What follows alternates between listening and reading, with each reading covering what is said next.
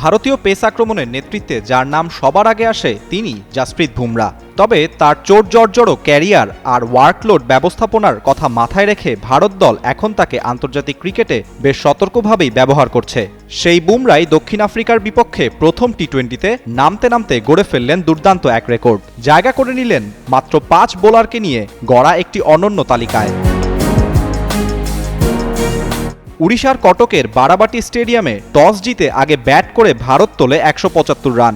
জবাবে দক্ষিণ আফ্রিকার ব্যাটিং লাইন আপ ভারতীয় বোলারদের সামনে পুরোপুরি ভেঙে পড়ে। 12.3 ওভারের মধ্যেই 74 রানে গুটিয়ে যায় তারা। টি-20তে যা তাদের নতুন সর্বনিম্ন স্কোর। এর আগে প্রোটিয়াদের লজ্জার সেই রেকর্ড ছিল 87, সেটিও ভারতের বিরুদ্ধেই। প্রায় 3 বছর পর আবারও সেই দুঃসহ অধ্যায় ফিরল মার্কারামের দলের সামনে।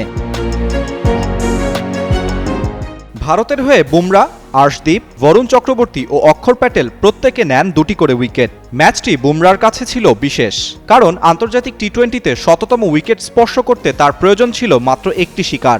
আর্শদীপের পর দ্বিতীয় ভারতীয় বোলার হিসেবে তিনিও ছুঁয়ে ফেললেন সেই মাইলফলক। 81 টি-20 ম্যাচে তার উইকেট সংখ্যা এখন 101, গড় মাত্র 17.91। আর্শদীপ 69 ম্যাচে 18.37 গড়ে শিকার করেছেন 107টি উইকেট। সবচেয়ে বড় কৃতিত্বটি এসেছে তারপরে। আন্তর্জাতিক ক্রিকেটে 3 ফরম্যাটেই ন্যূনতম 100 উইকেট নেওয়া বিশ্বের মাত্র 5ম বোলার হিসেবে নাম লিখিয়েছেন বুমরা। এর আগে এই ক্লাবে জায়গা পেয়েছিলেন লাসিথ মালিঙ্গা, টিম সাউদি, সাকিব আল হাসান ও শাহিন শাহ আফ্রিদি। তাদের পর নতুন সদস্য হিসেবে যুক্ত হলেন ভারতীয় তারকা পেসার। 3 ফরম্যাট মিলিয়ে এখন পর্যন্ত 222 ম্যাচে বুমরার মোট উইকেট সংখ্যা 484টি।